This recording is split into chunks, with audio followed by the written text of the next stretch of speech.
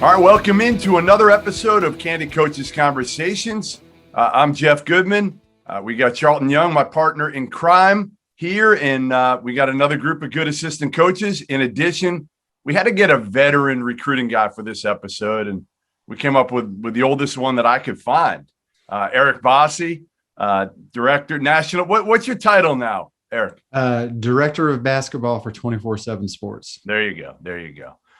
So happy to have you on. And the topic today is kind of getting back on the road for coaches, being back on the road after a year off, and not only being on the road and maybe sharing some stories, but also the impact that not being on the road will have on college basketball this year. But, wanted to talk to all you guys about maybe the recruiting model, any suggestions you guys have, any thoughts going forward. But without further ado, let's go around the room like we usually do, CY, and we'll start top left corner for me, Jimmie Williams from Furman. Jimmie, good to have you on. Hey, thanks for having me on. This is a great group of guys. When you invited me to come out and you sent me the list of coaches on here, I got so excited because it's good to see so many faces. Topic near and dear to all of our hearts, recruiting. I'm looking forward to seeing a lot of these guys on the screen in person and in the gym finally again. Jimmie, give a quick 20-second background about you. So this will be my fourth year here at Furman. Bob Ritchie got the job here, and he and I were friends. I coached at a D2 down the road, North Greenville University, and he was an assistant here at Furman. When he got bumped up, built those relationships through recruiting and just being not far from each other, and gave me a call and offered me a job, and it was a complete no-brainer. So love it here in Greenville, love it here at Furman, and obviously we do things with our recruiting a little bit different. So I'm excited to get different ideas and kind of share how we do things at Furman with the academic piece and with the type of kid that we go after. But excited to talk to all you guys and just pick each other's brains. David Patrick, we're not going to ask you to talk about Ben Simmons, I promise, in a shot. Maybe get any of you shoot free throws, mate. You may be able to help me out. But hey, obviously I'm at University of Oklahoma. David Patrick, man, I've been there about 2 months now. Prior to that, I was at Arkansas with Eric Musselman. I was there for basically a year. And this last year, I've moved twice. CY was one of my mentors in this. I was the head coach at UC Riverside out in California, and COVID hit, and I didn't know we would have an athletic program this time last year. I was just reflecting on it last night. Like, man, I didn't know if I'd be coaching anywhere this time last year. Got the opportunity to make the move at a Power 5 and decided to leave the head coaching chair, which is not normal, to go back as an assistant. But I thought it gave me opened some more doors for me this past year with the success we had. Obviously, I regret being a head coach sometimes, but I think the position I'm in now will open up some bigger doors for me. So I've been recruiting on the West Coast and back in the South. It's a lot of you monsters. So trying to just figure that out after being away for a couple of years and losing track of some guys. Duane? Morning, gentlemen. Duane Simpkins here at George Mason. I'm actually going into my 7th year here at George Mason. My first year upcoming with our new head coach, Kim English. I'm a DMV guy. Went to DeMatha High School, was McDonald's All-American there. Went on to the University of Maryland and played. And just finished my 10th year overall in college basketball. My first opportunity was with Pat Scarry as a director of operations at Towson University, his very first year there. And then I moved on to work with another coach who was in his very first year in West Miller, UNC Greensboro. And that's where actually I ran into Charlton CY with his Georgia Southern team. And I was fortunate enough to come on board here with George at George Mason with Dave Paulson going on 7 years ago now. And again, working now with Kim English. And I'm really excited about what we got going on here, working with the new regime, getting a chance to learn different things. And obviously really impressed with the guys that you got on this podcast right here, because I've always seen all these guys in the road for the most part, and looking forward to learning more. Brian? What's up, fellas? Appreciate you having me on here, Jeff and CY. This is just my 8th year at Harvard. Also spent some time at Rice and Stanford, and then at Tennessee with Coach Summit on the women's side. And frankly, after not playing the last year in the Ivy League, I'm just excited to be back on the road and back in the office. So this is great. Yeah, I figured you'd be a good guy to have on this call after taking a 8-month vacation the last year. So, Mike? Oh, good morning, fellas. Good to be on, Jeff. Appreciate you having me. CY, my guy. Jeff, I know when you asked us to introduce ourselves, I didn't know that meant superlatives from our playing career, man, like Duane Simpkins, so subtly offered. So I'm a third-team All-Met guy from DeMatha Catholic High School myself. Been in the business 13 years. First job was video coordinator with Shaka Smart at VCU. So long time ago, I still tell Shaka I'm his best video coordinator ever. Was at the University of Delaware, my alma mater, for Monte Ross for 2 years, and going into my 10th year with Coach Mack, 6 at Xavier, 4 at the University of Louisville. Really excited to be on this podcast with all of you talented men, and excited to be back on the road. It was good this weekend, and looking forward to this weekend coming up as well. Man, if we do, playing superlatives, we'll be here all day for CY. We got to cut this out right now. Hey, Jeff, right now. I didn't know that was a part of the profile. Hey, Jeff, I didn't know we were doing that. Hey, look, Jeff, just so you know, in the DMV, man, we don't talk about being third team all night. You the first team, you admitted you didn't. So, I'll leave that alone. Oh, man. All right, Ulric. Good morning, fellas. Jeff, CY, really appreciate you guys inviting me on. Ulric Maligi. I'm in my first year at University of Texas. I guess I'm wrapping up almost 3 months here. This is going on my 3rd season with Coach Chris Beard, entering my 5th season coaching at the collegiate level. I guess I've pretty much broke the record for the most schools, in the state of Texas. I pretty much worked at every institution. But really excited about what we have going on here at the 40 acres here at the University of Texas, and excited to be on. Ronnie? Jeff, I appreciate you having me on. Good morning, fellas. When I got the invite, I was fired up because I've seen some of the previous Field of 68 podcasts, and I felt like I finally arrived being on there with this group of guys. And I probably got a different path or background than everybody on the screen. My superlatives would be totally different. I was a football guy. I got a football background, but I had a passion for the game of basketball. And so I got into coaching 2000, I guess it was 3. And one of my first memories, CY will laugh when I tell this story. We're down in Atlanta. I think it was Georgia Southwestern, Ken Littlefield event, bless his soul. And the event didn't start on time. Ken Littlefield event never started on time. And throughout the whole event, all they played was, "Hey, DJ, that's my DJ." And met CY, man, and he's been a mentor. So this is cool for me to be on with you guys. This is going on my 4th year at Ole Miss. Been with Coach Davis Kermit for going on 8 years now, going back to Middle Tennessee State. Really excited on what we built here so far. Still got a lot of work to do, but again, just excited to be on with you guys. Looking forward to the podcast. When I first got into this and got into recruiting, Eric Bossi was in as well. I don't know if you had just been in or we came in about the same time, but I always considered you a friend, always considered somebody that I could kind of count on, and you helped me, honestly, huge over the years. So appreciate you joining us, and honestly, nobody better at what they do. Yeah, appreciate you having me on. I'm familiar with and know most of you on this group. A few of you are new to me, and I'm new to a few of you, but I started back in the summer of 2000. So this is my 21st summer on the road. Been doing, or 22nd, I guess, technically, something like that. Been doing this a long time. Eric Bossi, director of basketball for 24/7 Sports. Started at prepstars.com way back in the day. Had a scouting service for college coaches that I got up to about 110 subscribers. Then I started working for rivals.com in 2010 full time, and kind of gave that up, which in retrospect was a poor decision. But started at 24/7 here about 9 months ago. And, whereas last weekend was the first weekend on the road for you guys, I've been out quite a bit prior to that. So I think I have a unique perspective just because I'd at least had a chance to get in and have an idea of what you guys were walking into and stuff. So I'm curious to see about, reflections on guys that you thought you were going to like, guys that you thought you were going to dislike, and how you handle all that moving forward. George? Hey guys, Jeff, CY, thanks for having me on. George Halcovage here, associate head coach at Villanova.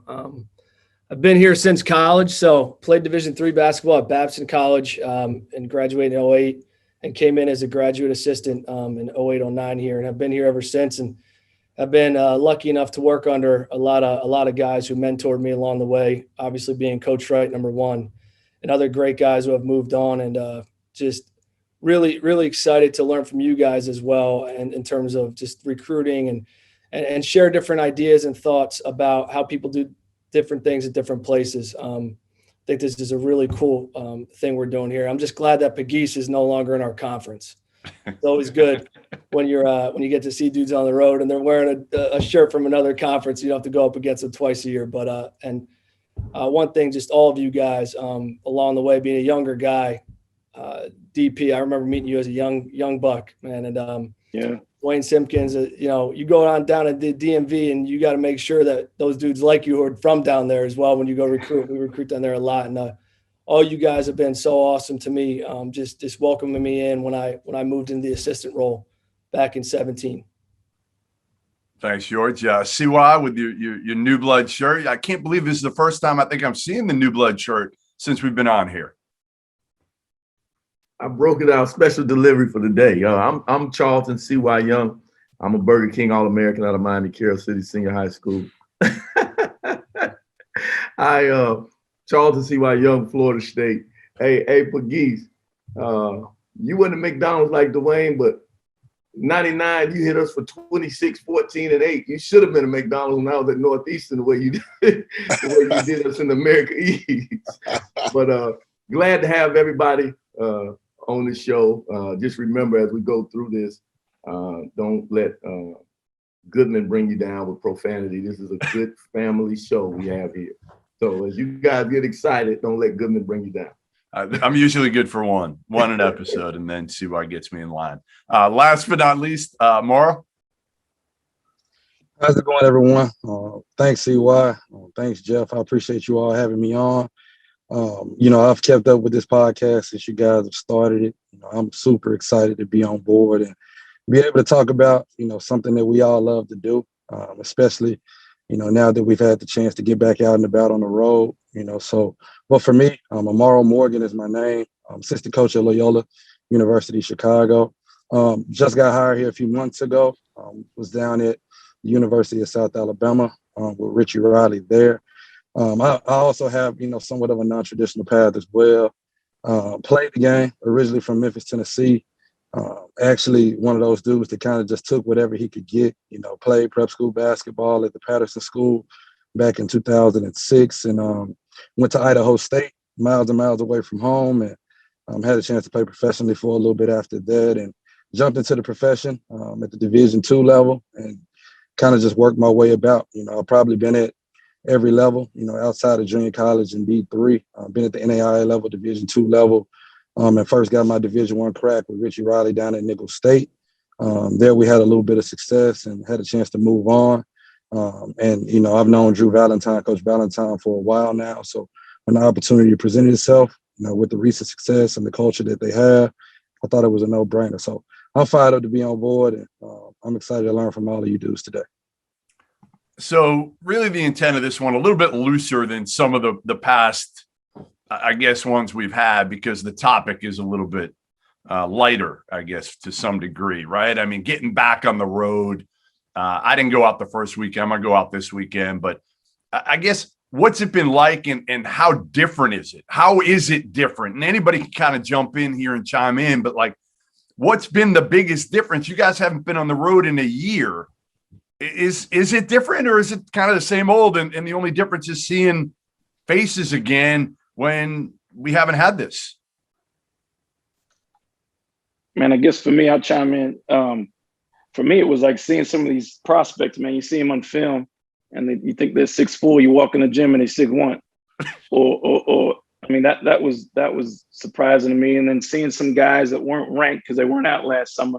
That's some guys that kind of didn't, quote unquote, have names, and that you walk in the gym and they're pretty dang good. And so I think for me, I felt like the last week you have to trust your ability to evaluate rather than just look at rankings and see, does this prospect really fit your system?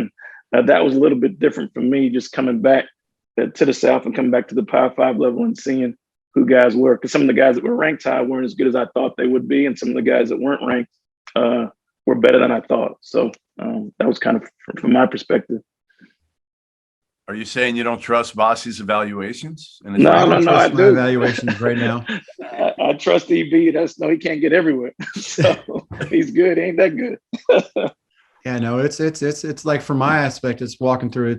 We're working on like the class of 2022 right now, and it's carnage. It's evaluating on film is one thing, but in person is another, and also, 15 months changes a lot. 3 months changes a lot with these guys, and seeing them in a high school situation like last weekend is also so much different than an AAU situation. And I felt like a lot of coaches were glad to see the high school situation, because guys can't rely. If you're a dude, you can't rely on another dude to do the heavy lifting for you. There's so much structure involved. I thought it was a good situation. Yeah, I piggyback on what Eric just said from a standpoint of it's always different when you see a prospect play with his AAU team versus his high school team. Sometimes it's both good and bad. On his AAU team, if you saw him a month or two ago, you say, hey, this guy's strictly a spot up shooter or whatever, not knowing that is his particular role on that team, because he's got a couple of pretty good dudes. And you see him on his high school team, and his role is different. And it's always interesting to see what players can actually step up and carry the load, like you said. The other thing that's really interesting is, we've been watching film and everything, and all depending on which stream you get, you might see some transition defense because the camera hasn't quite moved to that side of the court. And then obviously, man, when you talk about, everyone talks about culture, getting a chance to see a player up close and personal, like how does he respond to two missed shots or turnover or coach getting on him? How is his demeanor on the bench? All those things are really important if you're trying to holistically recruit a prospect. So I think all those things were brought to light a lot more when you are able to sit in person. What's it been like for some of you mid-major guys on here too? What's been the difference for you guys? Because I feel like you guys might be more of an advantage with everybody not being able to go out a year ago. Guys might have slipped through the cracks. Maybe you get a guy that you shouldn't have got. Jimmie, like, any truth to that? Definitely. And for us, last weekend, I didn't even go out. I know that sounds crazy, but I didn't even go out. We had a staff meeting in May, and Jeremy, Tim, and I had our whole script of where we're going to be and who we're going to see in June. Bob said, what if we do it different? And we focus our month of June on getting guys to our campus. We got a top 10 campus in the country. We want to build relationships. We don't get into the transfer portal business. We're going to develop a ton. We're going to bring in guys that, want to work, and we want them to know what we're all about. And it's not for everybody. Some guys come on our campus and they're like, yes, that's where I want to be. And they commit immediately. And other guys will come on campus and be like, no, I want to go to a bigger level, or I want to go somewhere else where it's not that much of a commitment to development. We're always trying to grow everybody here. And like for us, this whole month has just been almost every day filled with guys on our campus, and we shut everything down. There's no other thing going on but that day with the recruit. And then once they get here, the big part about it is the best way to show our recruits who we are is, hey, we're not going to be at every one of your games in June and July. We're not. We've evaluated you. You're on a short list. We've offered you. We want you here, and we think you're a perfect fit. But as proof of what we're going to do once you do commit here, we're going to develop you. We're going to spend our time with you. We're not going to have our assistant coaches and our whole staff all over the country. We're going to be with you on a daily basis, focusing on developing you and your man. Brian, for you, again, you're in like the most unique situation in the IB. You didn't play last year. I don't know what you did every day, but you got to be like so happy to be out right now on the road, even seeing horrible AAU basketball. You want to be out watching. That's how I am. I just want to get out. I don't care how bad the basketball is right now. I just want to get out, see some of you guys, see some players. It feel normal again. Yeah, no doubt. That was the biggest thing for our staff is just, you actually felt like you were a basketball coach and you were, competing for players, recruiting, seeing, other assistant coaches out or head coaches out on the road. It was just a bit of normalcy that I haven't had in 16 months. And speaking, in general, I think there are going to be a little bit more mistakes with this 2022 class. But I think had the pandemic happened 10 years ago, it would have been a bigger deal. Now there might be a mistake for, this cycle of kids, but within a year or two, with the transfer portal, they're going to kind of balance itself out, and they're going to find the right or appropriate level a little faster than had this happened 10 years ago. Maybe it's harder to transfer, or there are just less transfers in general. Maybe you do get that mid-major, kid that's a stud more frequently, 10 years ago. But then, you talked about us in the Ivy League, and I'm sure some of the other coaches can speak to this. I don't really know what I have on our team. Half of our team hasn't even, played a college game or had a college practice. So we're an outlier there, but we just don't know what we're looking for because we don't know what is currently on our team, especially with our younger guys. We just haven't seen them in person. We haven't seen them up close. We have one incoming freshman that our coaches have never met yet. So just we're flying a little blind right now. So it's certainly a unique circumstance. Yeah, it's crazy to me to think. Anybody have a great story of somebody they recruited, somebody on the staff recruited, they came in and you were like, whoa, like for better or worse, you don't have to say their name if it's for worse, but is there something? I assume one of you had to have some great story of a kid coming on campus and just being shocked at something about them.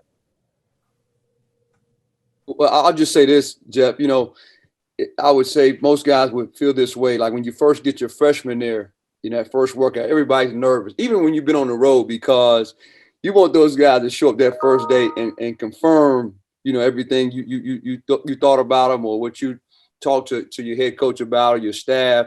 But this year felt a little bit even different. Almost was like, Christmas, because we hadn't seen these guys in person. We hadn't seen them when they came to campus, like the first time meeting them. So everybody was on pins and needles. I know for our staff a little bit with our freshmen and our new guys, like how good are they? And so even more so than years past. But I tell you, we were surprised in a good way for the majority of our guys in terms of just them coming in, being ready to play, their pace. I mentioned it's a CY, on a particular player. We got in. I mean, he was. I thought he was good. And the one thing through the pandemic that I ended up, finding for me personally was with guys like Bossie, I leaned on those guys more than ever because we couldn't be out. So talking to guys like him and Jamie Shaw and Travis Banham, but at the same time, it's their opinion, and other guys around those kids. And so I try to do my due diligence to know when we got them, what we were getting.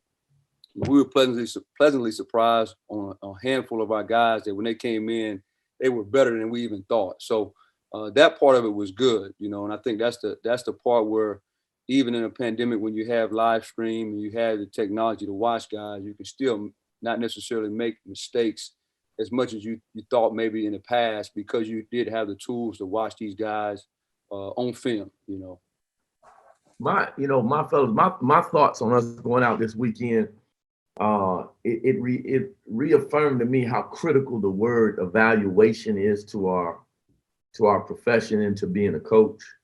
For the first time in my career, I almost had a little bit of embarrassment and almost of an anxiety attack because I'm kind of a guy that I pride myself on knowing all the guys, especially in the South, but nationally.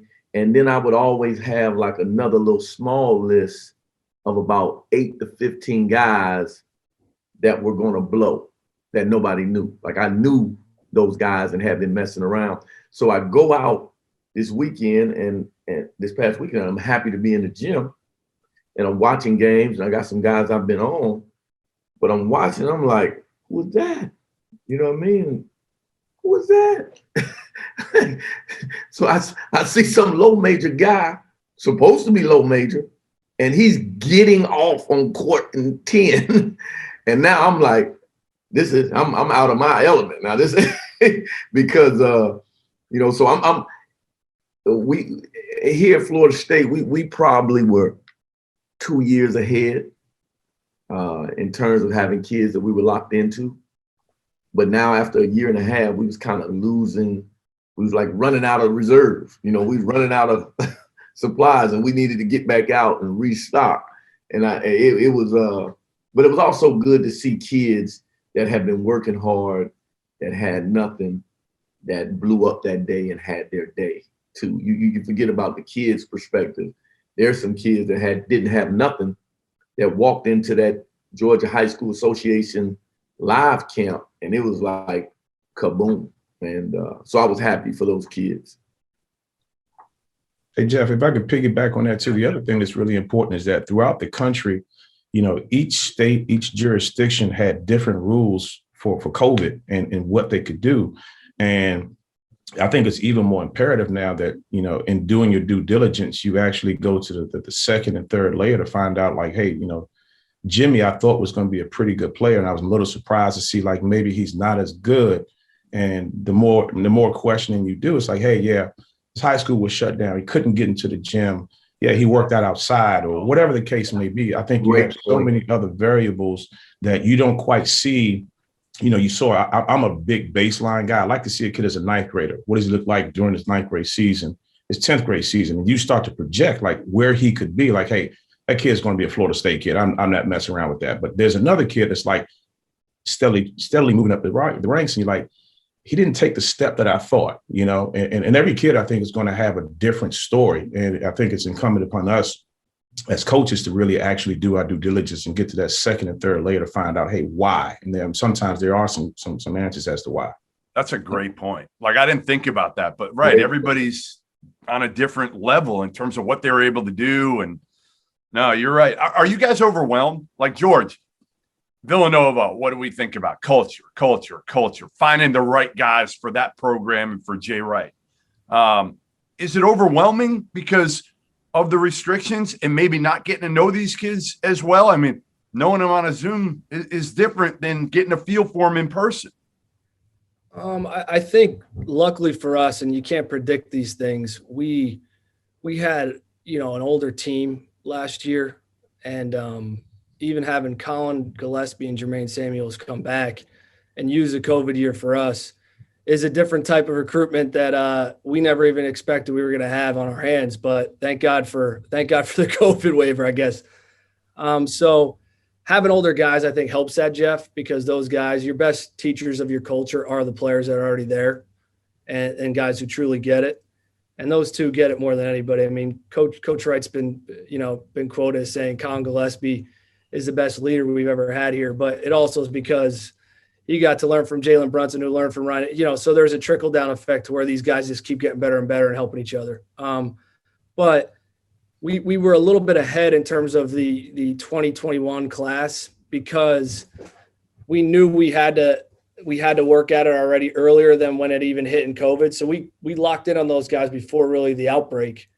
You know, we found the kid Angelo Brizzi after, so we had to do a lot of the film and getting to know him over Zoom, which was different. But the other guys we had, Trey Patterson, Nana Njoku, and Jordan Longino, we knew from recruiting them prior, which we were very lucky for. You know, you don't know, you can't predict these things. So that was a huge blessing looking back. But you know, the culture thing, I think it's just a consistency, and you know, whoever the older guys are and the leaders are, they just take the approach to make sure they're reinforcing it as well. So the one thing about culture now is going to be we were around each other. I mean, dang, all of us had different lives where it was kind of nice to be around the team you had all year, and really being the thorough of it with those guys. And it was ball all the time. Now you had to deal with all like the testing and COVID and this and the anxiety of that. But now we got to put another element of going back on the road out and then still balance that with getting back to campus to be with the guys in the summer, which we love to do as well. I mean, that's what we love to do the most is coach. So that'll be the new challenge. Yeah, that's a good point. I didn't think about that. You're there all the time. You can't go out. So you're around your current players all the time. You know, I think a lot of people don't realize what like May and June are like for you guys right now. Like June is not an easy month, is it? Because you've got your players coming on campus right now, your new guys, even your holdovers. You're dealing with recruiting. A lot of you are dealing with camps. Like they don't understand what the off season is like. Ulric, maybe you can talk about it a little bit since you're at a new spot and you're trying to recruit a whole new team at Texas. I don't know if you guys got camp or what you got going on, but you know, again, you're trying to keep the the Courtney Ramies and those guys. Like, what's it been like, and what is it like for those that don't understand of like a typical June? Yeah, our June has been crazy, man. When June first hit, and I mean, it has been a little overwhelming. Obviously, you have our guys coming to campus, getting to know those guys. We were fortunate enough to sign about 5 or 6 transfers out of the portal. We worked really hard when we first got the job to try to retain some of these guys, and 4 guys that we were able to retain. If they would have been in the transfer portal, we would have recruited them happily and welcomed them here to Texas. So we were blessed that those guys were, decided to stay on with us. But then, obviously now you have, classes are starting, workouts are starting, and then recruiting. It was a time where we probably had, the first 15 days of June, I think we had 13 days where we had a visitor on campus, either officially or unofficially. So I think all of it just coming at you all at once, man. I think that it was a little overwhelming.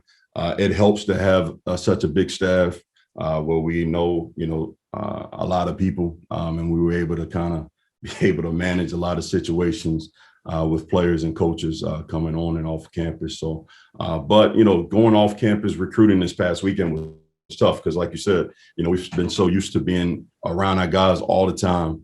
And so to lead those guys for the weekend and guys, wanting to be around you and not being able to, come in the office and see you miss those guys, but it's been wild. It's great to be back on the road recruiting. To piggyback off what Duane talked about, and it's a lot of when it comes to that evaluation piece, CY, we've talked about it, quite a bit, over the years, but I just think it's just being able to evaluate guys in different settings, I think is really key too. Some guys, they thrive in a camp setting. Some guys thrive with their high school team or thrive with their AAU team, or it can go the other way.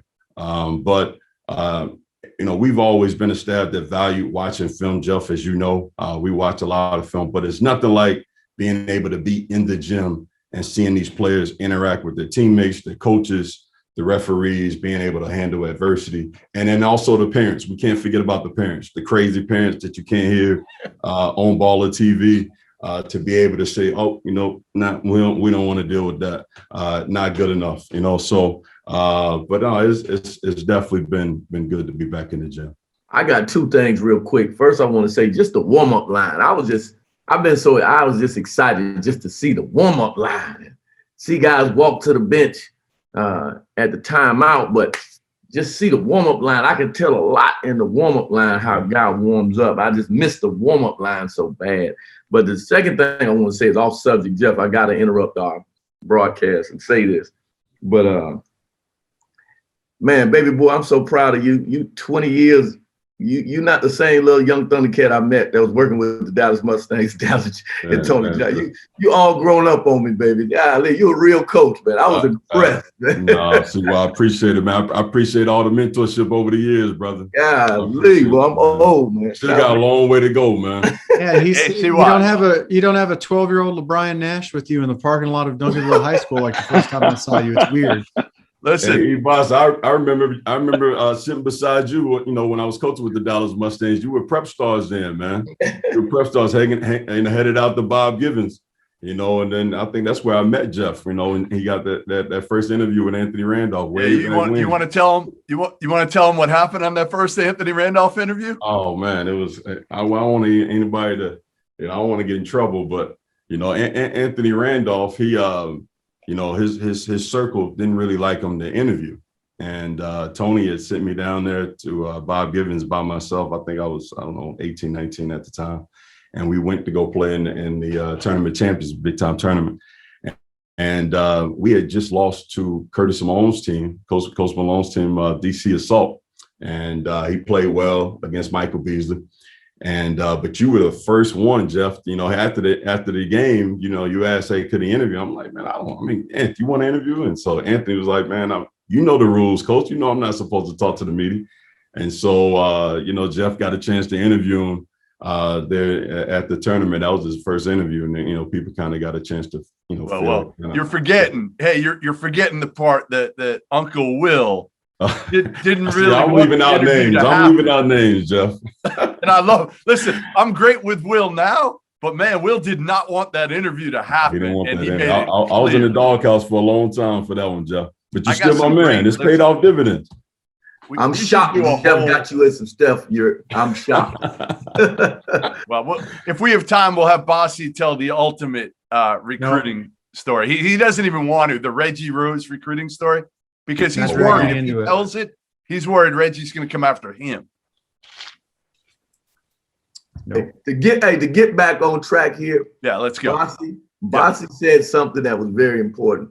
He said that in order to evaluate, you got to be able to keep watching. You got to keep watching, because a lot of these guys that you're watching right now, you watch them at one point and you come back 3.5 months later and you're like, who is this guy? So getting back on the road is critical for all our programs. I'd like to get Coach Morgan's thought just on the evaluation piece, especially for that level, for the mid-major level. And the one thing I want to say too, before Coach Morgan takes it, and this is something for young coaches. People like to use the term mid-major, and they use the word mid-major in such just not like it's not a big deal. And I tell young Thundercats that's getting into coaching this all the time. I'm gonna tell you something that shocks you. Mid-major players become pros.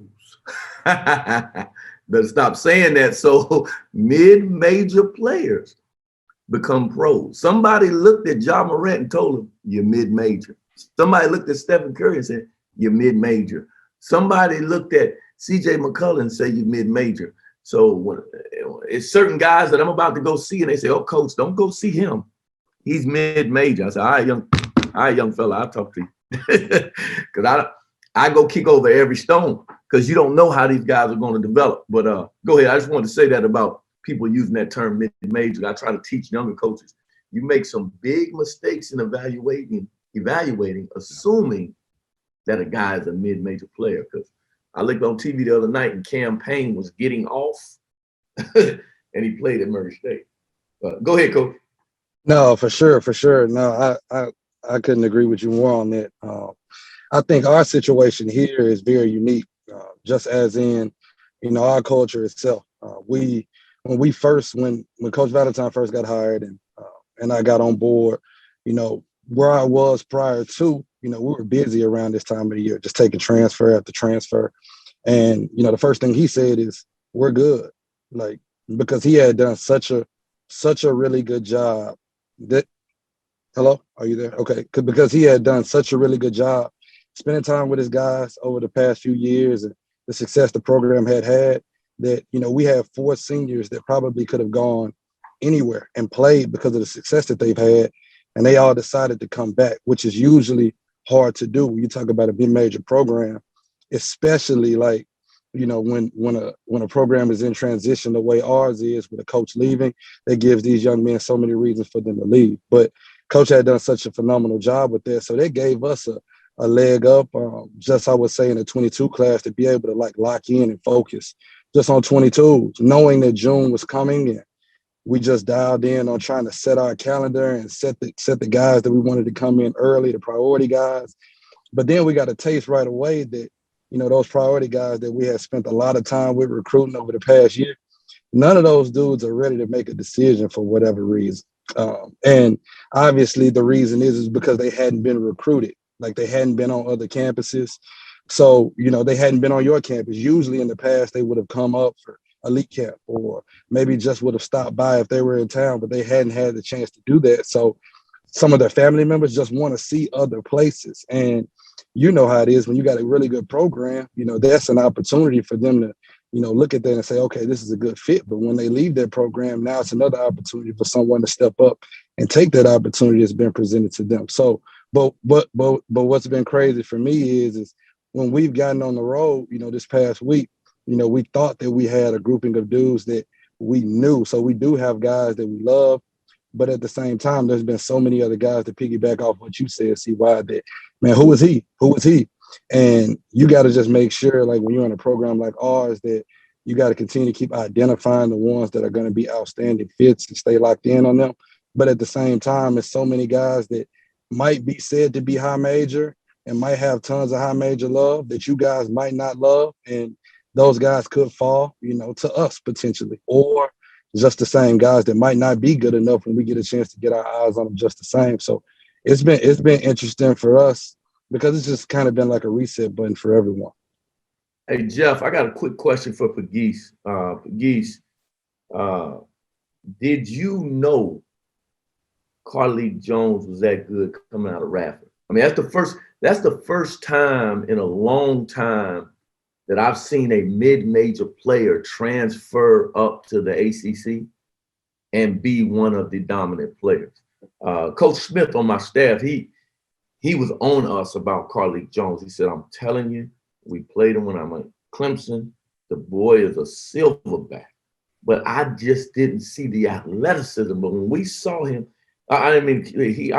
he's an evaluation that really has taught me something for moving forward, because he was rough. Talk to me about Carlik Jones a little bit. Did y'all? Yeah, well, honestly, Carlik being a Cincinnati guy, Coach Mack had a really good feel for him, well before he got to Radford. And I appreciate you mentioning that, CY, because he was an awesome kid who, quite honestly, didn't get the full platform that Louisville basketball and college basketball itself normally provides kids. And for a kid like him to go to Radford, redshirt his first year, and then have all the success that he had, and then come here mainly to play on that stage and to give himself an opportunity to show everybody how talented he really is, to have to do that in a mask, to have to go through 2-3 week COVID pauses, and then not have, everything that this situation that we have here, we're blessed enough to have here, normally provides, was tough. I felt that for him because he's an awesome kid. But we actually knew he was a dog, CY. We knew that he was different. Mike Jones is one of my mentors in the business, who obviously coached him at Radford.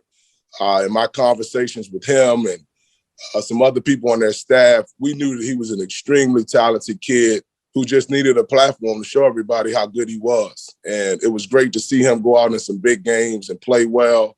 He's doing really good in the combine so far. I think he'll eventually make somebody's team because the kid is just that talented. He loves the game. He's a throwback. He's an old school kid that just loves to be in the gym, loves to compete, loves to talk trash and let you know how good he is, and we were fortunate to have him. We only wish that we could have got him back another year, but he would have had to fill out a W-2 or something if he'd came back another year. He was fast approaching 24 years old, and he had to move on with his life. So, we understood that, but awesome kid. The one thing I just want to, mention with the 21 guys, I thought that, for my boss in particular, Chris Mack, he's really big on kids, representing themselves well on the phone. He's a big FaceTime guy, likes to see kids, countenance and their energy on the phone, and can they talk? Can they have a good conversation about basketball and other things in life? And quite honestly, I thought that some of the kids, in particular, I have a kid in mind, Mike James from Oak Ridge High School. He was so phenomenal on the phone. First of all, just in terms of getting back to you. And when you talk to him, his character, his personality, permeated through the phone, and you felt that energy. And this is a kid going back a couple years ago that I saw as a junior in Oak Ridge High School play pickup one time. And I knew he was a good player when I saw him, but we weren't able to get back out and see him beyond that. And so we were really recruiting this kid based on his ability to represent himself on FaceTime phone calls and what the video footage that we had. And we couldn't be happier that he's here. We really got lucky with that one. So I just wanted to add that, it's so important for these kids, if they're listening, to be able to represent themselves well over the phone and to be able to talk and have conversation and not be a mute and be able to get back to coaches in a timely fashion. Every kid in the country wants to have a relationship with the head coach. If you ask them, like, what's the most important? Well, I want to have a relationship with the head. And then you can't get them on the phone. It's like, how are we going to have a relationship with you? Or if you get them on the phone, they got 3 words to say, you know? So he was a kid that really blew us away over the phone. So hopefully 2, 3, 4 years from now, whatever it is, he'll be a kid that can hopefully work himself in the league based on the interviews that he does with the NBA, because he did an awesome job, and it really gave him an opportunity to come to Louisville largely because of that. Hey, guys. Hey, Jeff, could I ask you a quick question? Because I think it kind of intersects with both what Coach Morgan said and what Coach Pegues said when we talk about the process by which these guys, the timeline that a lot of these prospects are going to decide. And I'm curious as to hear Bossy's feedback as well, because, you know, those kids in the catch-22 now, right? Because now we have the transfer portal. We have a number of guys who actually decided to come back to their schools, and you have a number of kids who haven't been seen yet. And you can be hot and heavy on a kid, and you know in the back of his mind, and some may even articulate it, that, hey, coach, I'm really interested, but I haven't gotten a chance to really play in front of that quote unquote high major coach or whatever. And by the way, you know, we consider ourselves a high major. That's just how we look at it, right? And we're like, on one hand, you're like, I get it. Because if it was my son, if I was in the shoes, I would want to do the same thing. But moving forward, there's 1,700 kids that's going to be in this transfer portal. It happened last spring. It's going to happen again. It may be even more. And I'm curious to see how many kids do they feel a certain kind of way when they see Doug McDaniels just committed to Michigan and Judah Mintz commits to Pittsburgh? Like that train is going. And those kids got to understand, as quick as you may want to hold out and see if those other schools are going to come around, we got jobs we got to do too. And we're going to go to the second and third guy. And like those offers may not be there, but I'm curious to see from Bossy's perspective, has he found a lot of kids considering making commitments much earlier than they otherwise may have in the past? Yeah, absolutely. Kids and their families right now are just totally messed up in the head over the transfer portal. It's got them scared stiff. They watched a lot of kids in the 2021 class now who are Division I players that cannot find a home, and they're worried, I don't want this to happen to me. Frankly, there were a lot of kids I found that were trying to commit before coaches saw them, because I think there are some that were afraid that, wow, this coach is going to get out there and see me, that he offered me either off of film or the word of somebody, and he's going to realize I'm not that level player. And so I need to get that before it's gone. But also at the same time, they do want to take those visits. They do want to get to know people. They do want to get recruited. And it's tough being a 17, 18-year-old kid getting recruited and trying to find the right spot to go live out your dreams. But for these kids right now, I've been doing this a long time. I don't recall a group of kids that, between the transfer portal, pressures of social media and everything, that are kind of more screwed up in the heads and that don't have an understanding of how this all really works, and the process that coaches go through and the process that they need to go through. And it's difficult because I get asked advice all the time by players and their parents, and it's a fine line, because I won't ever tell a kid, hey, I think you should go here or there, because it's just opens up a Pandora's box of bad problems for me personally. And I don't ever want to, ultimately I don't want to tell a kid, hey, I think this is the best place for you, and then be wrong. I don't want that on my mind. But it's tough. I know it's going to be tough for you guys too, because I know there are guys that you went out last weekend thinking, yeah, I can't wait to see this guy. And you're like, man, how do we wiggle out of this one? And I guarantee, I don't know if there's one on this phone call, but I know there's a lot of guys out there that probably had guys try and commit in the last couple of weeks, and you had to kind of pump the brakes and be like, you know what? Hey, let's make sure you go through this process all, let's see who comes out and see you, make sure that this is really what you're comfortable with. And so it's on both ends, but I generally feel for these kids right now. They're in the most difficult time to be a recruit we've ever had. It's funny because it's the easiest for them to be seen in terms of highlights, video, whatever. And now you guys being back out on the road, but their decision is more difficult than ever, just because of so many factors going in, and that transfer portal on top of it is just really messing with these guys. Yeah, I wanted to jump on what EB was talking about in terms of the 2021s getting squeezed a little bit. And I think CY, you might have said it on a previous podcast, but one of the big impacts is going to be JUCO is going to be better now than ever. And I really think that the NEPSAC with all the prep schools, it's going to be loaded because you had a lot of kids who didn't maybe get the high major offer that they wanted. They didn't get the low major offer that they thought they were going to be a D1 kid. They ended up only getting D2 offers. So I know just, being up here in New England, it's going to be a really, really good year for post-grads. And that's going to be interesting to see how that works, especially this weekend with the NEPSAC event in Connecticut. That's a great point, Brian. The one thing I was thinking about when you talk about recruiting, it's evaluation. I think the other part's relationships, right? I think that's the other part that goes into being a good coach and good recruiting. And when you talk about prep schools, I recruit internationally a lot, and with COVID and not being able to get overseas, whether it's Europe or Australia, I've had to rely on my relationships internationally. And there's a prospect I can speak about now because he's going to the G League Ignite, Dyson Daniels. He was somebody that I was told about 2 years ago. I've known him for a long time, but I had to trust that he was that good. And then all of a sudden he goes, to the NBA route, and so relationships are important. I think those international kids won't get to places they typically would get to. So now they may get to prep schools or JUCOs because that part of the world and part of basketball has kind of been lost in this recruiting phase.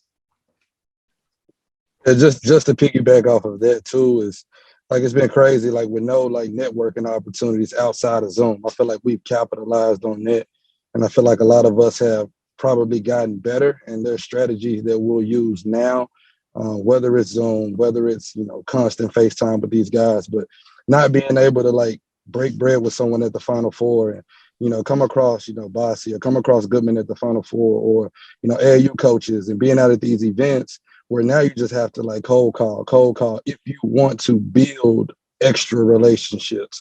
Whereas usually we're building more and more relationships just because we're crossing paths with so many different new faces through AAU coaches, et cetera. But, these past year and a half, it's been a little bit different where you've had to kind of dig in, go back to some of those books, open those up, turn some pages, call some numbers, try to rebuild some relationships that you hadn't had in a long time. So it's been definitely interesting for sure.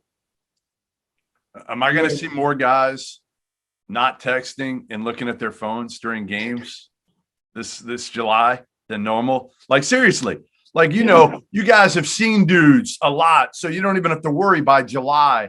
You've seen them in April, you've seen them in the high school season, so you've already got a feel on them. So everybody's texting, everybody's shooting the shit. I'm able to talk to dudes and are you guys going to be more locked in, and are guys overall, and are we going to be able to see the ones that are really good because they are locked in? Is that crazy? No, I think you're 100% correct. I'll answer that one, Jeff. Yes. And I'm going to tell you, because I usually go and try to talk to everybody and distract them from who I'm trying to recruit. You're right. Exactly. I'm not going to be doing as much talking as I used to do. So that's legit. You guys really think that way? You'll walk into a gym, and if you got a guy that's a little bit under the radar, you'll go up to somebody else and distract them so they're not watching them?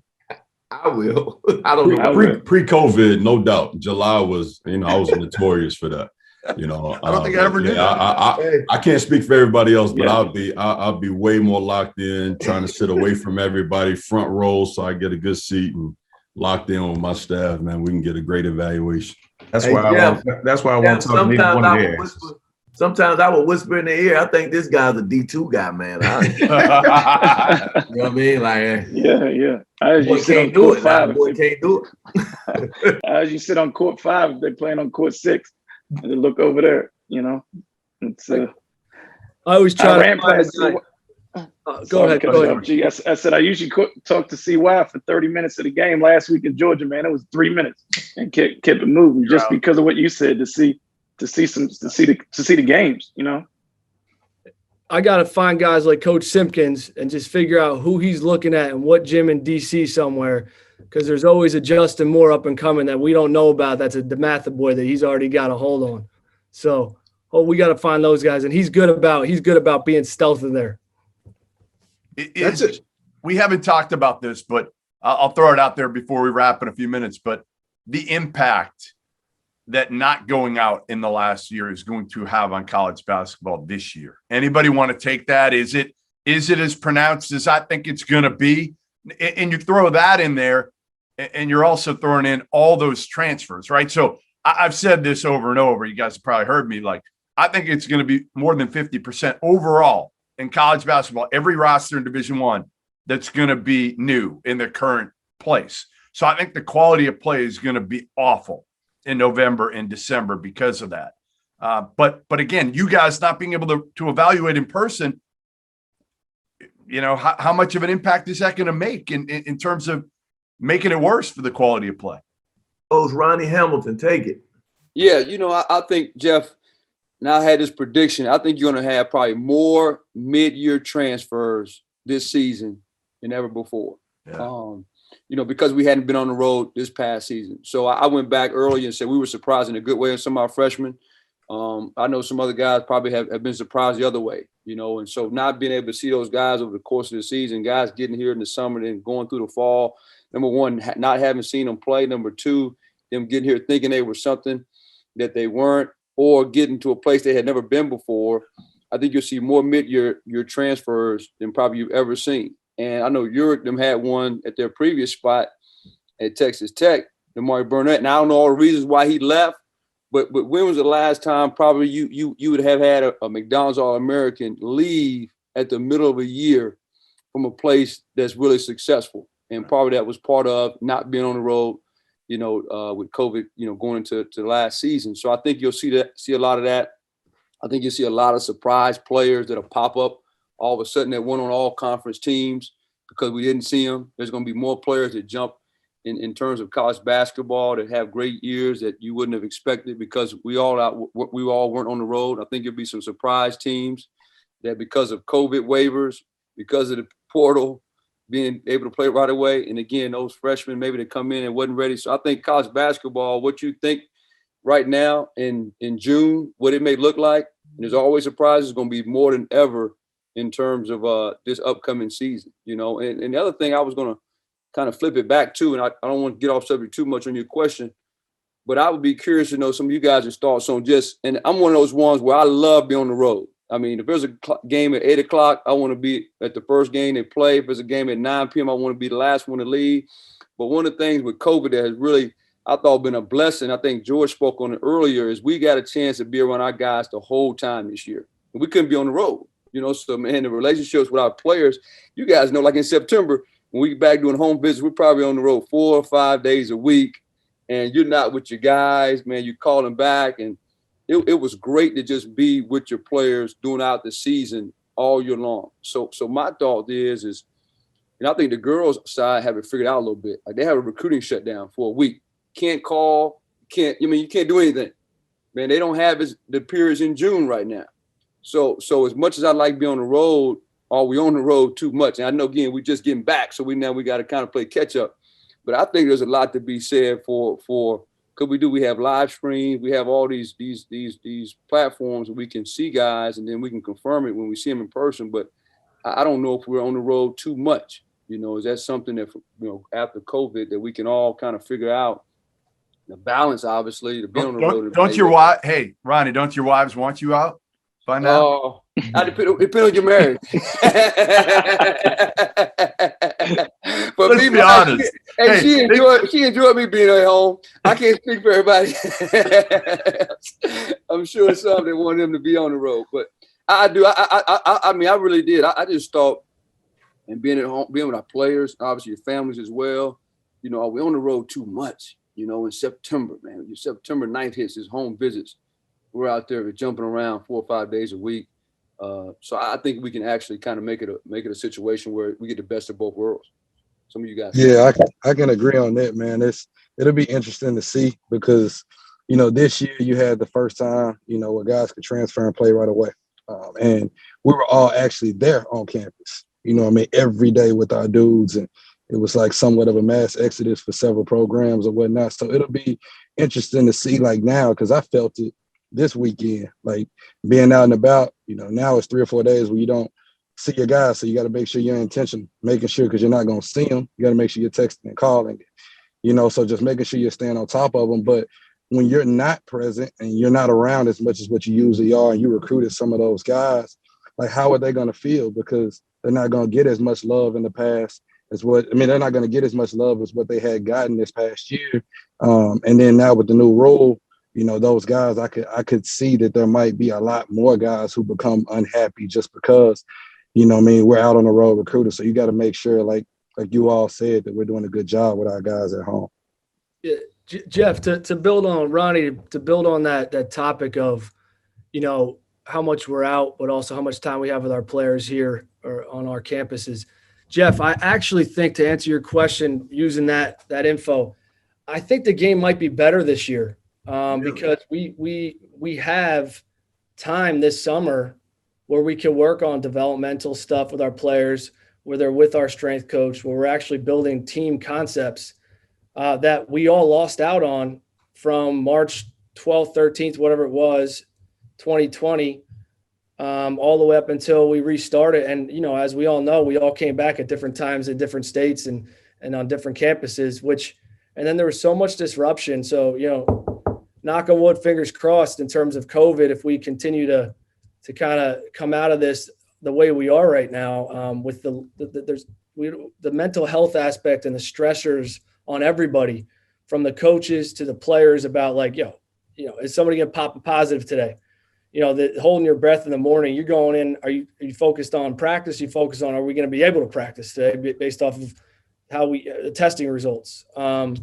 So I think a lot of the disruptions, obviously, the environment's going to be better. Hopefully we have fans in the stands and get back to a little bit more of a normal. So I do think the guys that missed out on the developmental stuff that played last year and programs, like we lost the whole summer. To get that summer back, and even that fall, like a normal fall, is invaluable, I think, for all of us as well. So I'm actually interested to see how that pans out.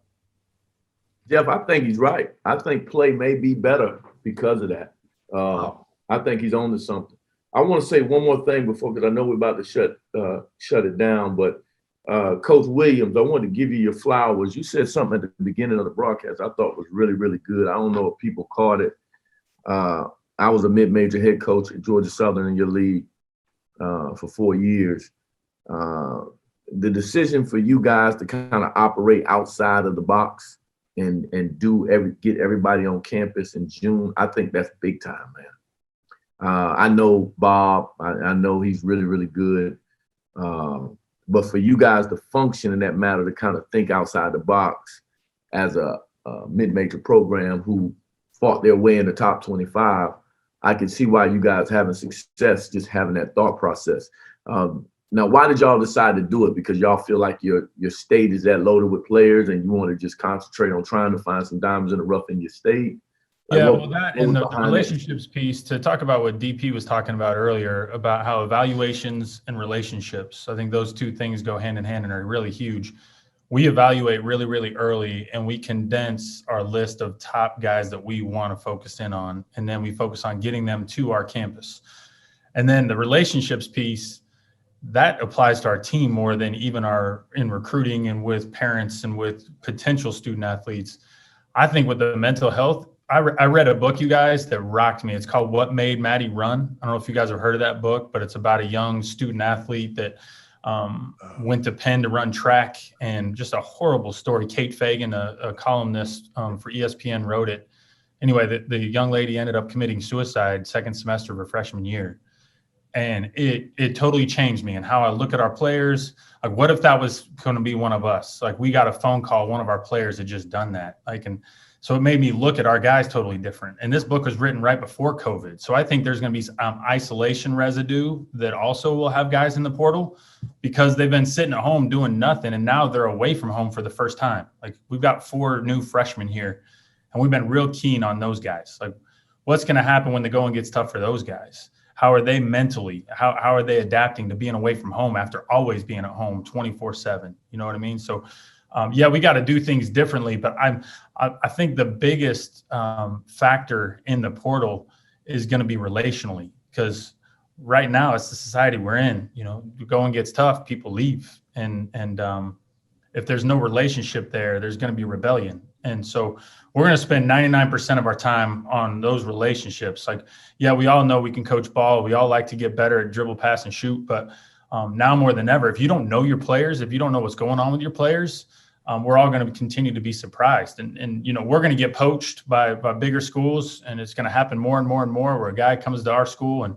and really, really develops and blows up. And then, you know, like the big fish, there's always a bigger fish, right? So if the relationship's intact and they know that we're invested in them as a person, we're invested in growing them, I think our likelihood of hanging on to guys is going to be a lot stronger. And, you know, guys will work hard if they know you have their back. You know, I went to a small NAI school in Kansas City, Mid-America Nazarene. It's the reason I got into coaching, and it's because of the relationship I had with the head coach. We would get in my car, we go drive and sit down in a parking lot and just talk about life. We wouldn't even talk about basketball. And now fast forward to 2021, relationships are the most important thing in this business, in my opinion. And that's how we're functioning here at Furman. Hey, Jeff, could I chime in real quick? I think it's two really important things. I think Ronnie hit on one of them. It's like, you know, Coach Williams as well. Two things that are really important, I think, with you're going to find a ton of transfers, because it's going to be a lot, because guys can transfer and not have to sit out. But I think because you had so many kids who are now going to schools and they can say they have a relationship with the staff, but they have no idea of the guys that they're playing with. They may see them on paper, but it's a whole lot different when you get a kid on campus for an official visit and you get a chance to hang with those guys for, you know, 6 hours, 8 hours, 10 hours. These guys are walking into a situation where like they have no relationship whatsoever with the other 12 scholarship guys. The second thing is, you know, I remember as a freshman, you know, I'm playing for Gary Williams, who's a great coach, Hall of Fame coach, but he couldn't have been any different than my high school coach in Morgan Wooten. I never heard Coach Wooten curse. Gary Williams, I thought my name, my first name was motherfucker, right? And there are going to be so many guys. This is going to be their very first time in the heat of battle, and the coach is going, oh, my bad, CY, my bad. See, I was good. CY, it's Simpkins. He did it. Just bleep it out. That's my bad. Hey, but my point was that there are going to be so many guys. This is going to be the first time that they're going to be coached by the guy who recruited them on Zoom and told them how great they were and everything. Now, when the feet are held to the fire and they're challenged, I think a lot of guys, it's just our culture. This is going to be such a shock to the system. Their first thought's going to be, I got to go. Yeah. All right. I was going to do a quick, and I don't know if everybody's in for it, 20 seconds. If you can't and somebody's got to go. I want to go around the room and ask the question of what's the one thing you would change in recruiting? And literally quick, like rapid fire, each person. Do we have time for that? Can everybody in? All right, let's do it. Let's do it quick. All right. Jimmie, why don't you start? I didn't throw this out to anybody beforehand, so this is all kind of off the cuff. But what, for me, I've said this before, the one thing as a media person, I think it's gotten boring on the road. I would allow all you guys to do something creative, go out whenever you want for the most part. I know that goes against, you know, what you were saying, Ronnie. Have a dead period. Absolutely have a dead period when nothing in August or whenever it is, 2 weeks when nobody can make a call, nobody can visit anything. But when you're out, I want to see creativity.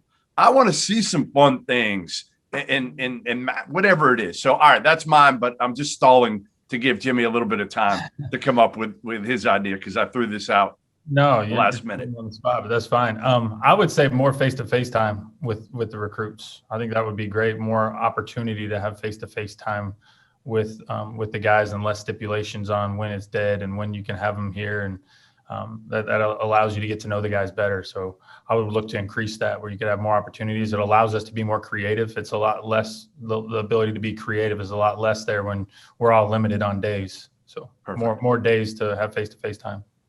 DP?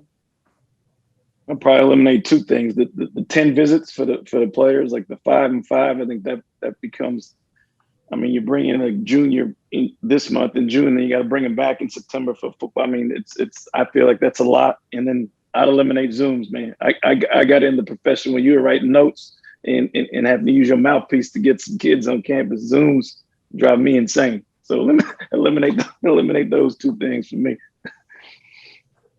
All right. Duane? I'll be honest with you, man. I don't have a whole lot. I mean, if there's anything, man, like I love barbecue. Maybe had barbecue at every damn hospitality spot. That and cornbread, we'll be like sleeping, that. Coach. We'll be sleeping the game. And just like my folks down in Houston, man, you go down there for a tournament, boy. Oh boy, they have you knocked out in the car, missing that 1:30 game. I don't really have a lot, to be honest with you. Yeah, I miss Vegas too. That's the other thing I would get back in. All right, Vegas, absolutely. It's back, Jeff. It's back. Adidas is there in July, isn't it? They need everything though. We need every circuit in Vegas. Period. All right, Brian. I would allow us to watch recruits play with our current players, like in a pickup game, because I think there's two things. There's evaluating how good a player is, their size, their height, their skill set, whatever, and then there's also evaluating their fit for your program, how you play. So I think if you're able to see how they mesh with guys, how they mesh with the other recruits you're bringing to campus, how they mesh with, the freshmen, I think you get a better idea for, are they the right level? Do they fit? That kind of thing. That would be one for me. Mike? Yeah, I agree. That's a good one. He actually stole mine. I think seeing those kids play with your guys and when they're on campus, almost giving us an opportunity, like get them on the court, and work them out. Can they process your teaching points that you're making? Can they push through adversity? How good are they when they're tired and when they're going through something? How well do they think the game? I think that, less mistakes, maybe less guys in the transfer portal. If we actually had more of a hands-on approach with those guys and, we're able to put them in an environment similar to the environment that they would be in if we take them, if they sign with us, So I think that would be good. As crazy as it sounds, I wonder if you could ever get to a place where you could sit down with kids like on the road, like, for a lot of these families, especially these young kids, you're talking about recruiting kids in the DMV, coming out to Louisville unofficially. That's a lot on those families. So when you're at these AAU events, is there a way that you can create an environment that, doesn't get crazy and doesn't invite all of the foolishness, but at the same time, you're able to sit down and talk to a kid and his family while we're all in the same place and nobody is strapped, financially, and have to travel all the way across the country just to see an institution and meet with the staff. I like that. Ulric? I'm sorry, I was on mute. DP actually stole mine, man. I think the visits, there's just way too many visits for these prospects. Just my personal opinion. I like the old school, 5 their senior year, just because you at that time in the fall, I think they're closer to making a real decision. And then, we as institutions have a better feel if we have a realistic chance, to get that kid rather than being in the midst of 10 visits. Ronnie? I mentioned earlier, I would like a recruiting shutdown, for me. And I don't know when that time would be, but if it's maybe, November, sometime in November when the season starts so you can focus on your team, or if there's a period in September or maybe after the season. I just think I like what the girls do. I do. And everybody knows, man, I ain't got to call you, I ain't got to Zoom you. I like that part of it. The other one maybe would be, allowing those ninth graders, those incoming ninth graders to get on campus. I never really understood when they changed that a couple of years ago to where those rising ninth graders couldn't get on campus. I think the relationship piece of getting to know them and getting them on campus is pretty good. Those would be probably the two for me, that I would change. Cool. Bossy? The EYBL, Under Armour Association, 3SSB are all great, but we have separated these guys away from the independent programs and made it so they only compete against a small group of people, so we don't get a full picture. This spring and to some extent last summer, not having those going on has been great. It's been more like when I came up, when you had, the Southern Assault going against Pro Skills or something like that. That doesn't happen anymore. And I think that's a loss for everyone involved. I think it's a loss for the kids because they don't get to play against a broader scope of competition. I think it's a loss for the coaches. And I think it's really, really hurt those independent teams because there's so much pressure, especially as you go up a little bit higher, to be at those EYBL or shoe company circuit games because that's the way to be. And, it hurts a lot of those kids because those teams are trying so hard to win. If you're a low and a mid-major, it's pretty much pointless to go to those things because the guys you're trying to recruit, they aren't playing. So I think a de-emphasis of those leagues will lead to guys maybe picking situations that are better for them to play in and to be recruited in, instead of like, I've got to feel the pressure of going and playing for a shoe team because that's the only way I can get recruited when it's not. And especially for the lower to mid-level kids, I think it's detrimental to a lot of them because they're losing out on opportunity playing in front of coaches. Good point. Good point. George? Yeah, Eric, I think that's a great point. Like I saw you out at the Section 7, and I would love regional sites somehow. That was just spectacular what they did inside that, that football field. They had 12 courts set up, and it was done really well, organized. So I feel like some type of way with maybe the high school stuff. I know it might be harder with the AAU, but I know some states try to do it where they work together. However, maybe having it more regionalized and organized even further. And I know they're building upon it each year. That'd be great because I thought it was a good use of time, and you got to see a lot of kids from a lot of different states. We weren't bouncing around everywhere. And then I think, this is something that I don't think we can all control, but if there was a shot clock, because in certain states you go see kids play and there's not a shot clock and style plays, it gets tough to evaluate the high school game when there's not a shot clock, and to have a consistency of that. And again, I know there's financial aspects to that with budgets. So I don't know how they would figure that out, but that's something I hope is down the pipeline in a lot of places. CY? Yeah, I just want to reiterate the two things that stick out to me is Ronnie saying we got to be able to get freshmen on campus. I think that's something in recruiting that's got to be changed back. That's the only way I can flip the blue bloods by getting these ninth graders on campus and building a relationship with them early. And I do think that the women got it figured out. They're always a little bit smarter than us in terms of having a shutdown. But in terms of rules and regulations, when we go out to see kids, I think they need to keep it exactly the way it is. I think we got to save these guys from themselves. You give some of these guys some leeway, they'll be out there coaching the teams during the AAU games. You know what I mean? So I think we got to keep the rules and regulations in place in terms of when we go out. All right. Maura, you're up last. Close it out. Yeah, man, I would agree with Ronnie and CY just with the, just trying to get the ninth graders on campus. It's funny because me and another staff member, we were laughing and joking about it. Like, June 15th, we were able to call 2023s. And to be honest, like I had no idea who I was calling. And that was part of that was because those guys hadn't been on campus because their rule had just changed, where they might have gotten on campus the fall before the pandemic hit. So it just made it difficult for, you're just calling people who people are telling you to call instead of actually calling who you should be calling. But then also I would say, it sounds like, Bossy he likes the NCAA basketball academy because it kind of, keeps the guys where they can play on both sides with their AAU team and their high school team. I would say just, I know that Grand Canyon got some love. Try to see if we can get some mid-majors some love, just like Coach Williams said. Furman, they have a really nice campus. So does Loyola-Chicago. See if we can, have one of those mid-majors or a couple of mid-majors be, host sites for those events so those guys can see some of those campuses, unlike they would probably see on their own. Perfect. Well, listen, I appreciate everybody coming on. I thought this was great. And hope to see all you guys on the road.